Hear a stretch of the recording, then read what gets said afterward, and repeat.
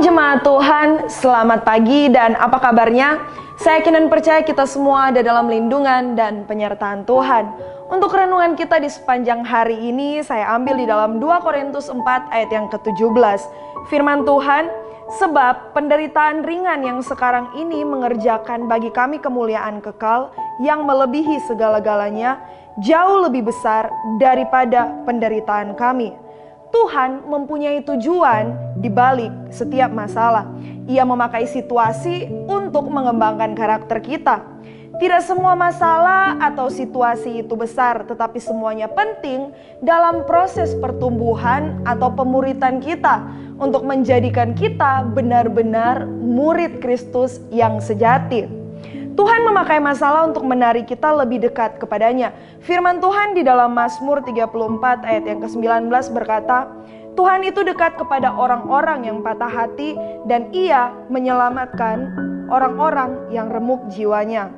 Dan tidak bisa dipungkiri bahwa pengalaman penyembahan kita yang paling dalam adalah ketika kita berada di dalam masa tergelap di dalam kehidupan kita. Atau dengan kata lain ketika kita diperhadapkan dengan masalah, sakit, dan lain sebagainya. Tuhan dapat mencegah Yusuf untuk masuk ke dalam penjara. Tuhan dapat mencegah Daniel untuk masuk ke kandang singa. Atau mencegah Yeremia untuk dilemparkan ke lubang yang dalam. Atau mencegah kapal Paulus karam 3 kali. Atau mencegah Sadrak, Mesak, Abednego masuk ke dalam perapian yang menyala-nyala. Tetapi ia tidak melakukannya. Bukannya Tuhan tidak mampu, tetapi ia membiarkan masalah itu menjadi bagian mereka, karena ketika itu terjadi, akibatnya mereka masing-masing semakin dekat dengannya. Masalah memaksa kita untuk memandang dan bergantung hanya kepada Tuhan.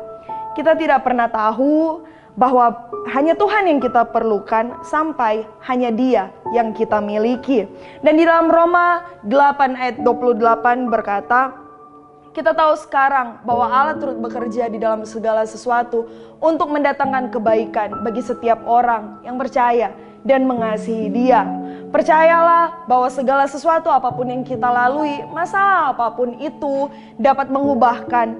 Dan pastinya adalah segala sesuatu yang terjadi kepada kita punya kepentingan rohani. Jika memang masalah itu datang tanpa kita sangka-sangka. Tentu berbeda dengan masalah yang kita perbuat sendiri. Itu tentunya kita harus bertanggung jawab akan hal itu.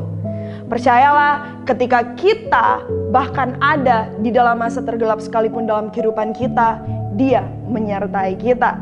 Itu dia untuk renungan kita di hari ini. Tuhan Yesus memberkati.